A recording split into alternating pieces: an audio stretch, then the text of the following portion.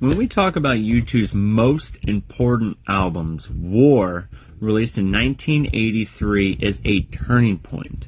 It's the moment where the band steps out from the youthful introspection into something much bigger, where their sound, their identity, and their purpose all locked into place. Before War, U2 had already shown they had heart. Their first two albums, Boy and October, were rich in emotion and spiritual searching. But with War, everything sharpened. It's raw, it's loud, and unflinching. It's also deeply, and I mean this, deeply political.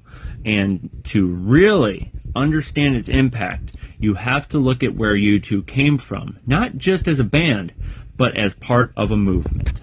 U2 wasn't alone. They came up as part of a vibrant post-punk scene in Ireland, a scene, shaped by unrest, economic hardship, and society grappling with deep political divides. Bands like Stiff Little Fingers, the Virgin Prunes, and others were kind of reacting to the troubles, the Catholic to the Protestant tensions to youth alienation. It was more than just music. It was a cultural pushback, a creative resistance.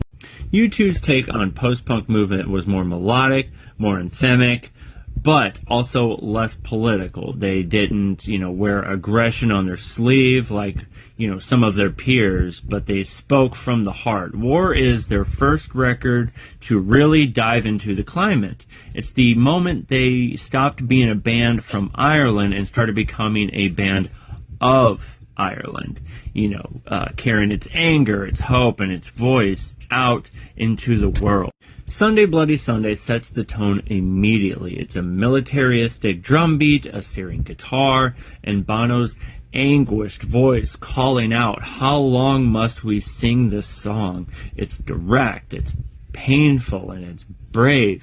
This was a song about Bloody Sunday in Derry, 1972, when British soldiers killed unarmed civil rights protesters. By confronting this moment head on, U2 didn't just create a song, they created a statement, one that demanded attention. And then there's New Year's Day, a song that blends personal longing for international politics, inspired by the Polish solidarity movement. It shows how the band was already thinking globally, connecting struggles for freedom across borders. Musically, War is a shift. The Edge's guitar gets sharper, almost like a weapon, and then Bono's voice gains strength, more conviction, less hesitation in the rhythm section. Larry Mullen Jr. and Adam Clayton give, everything, and Marshall determined pulse. There's urgency and purpose. It's also the album that broke them through. War hit #1 in the UK. For the band, it reached number 12 in the US charts, opening the door to much larger audience. But the real magic happened on stage. During the War tour, Bono waving a white flag during Sunday Bloody Sunday became an iconic image, not of surrender, but of peace through courage. It struck a nerve. What War ultimately did was redefine U2. It wasn't just about making great music anymore. It was about using music as a force for conscience. About stepping into the global conversation, not with slogans but with soul, and it set the tone for the rest of their career, from Joshua Tree to Achtung Baby, from the MST tours to world stages.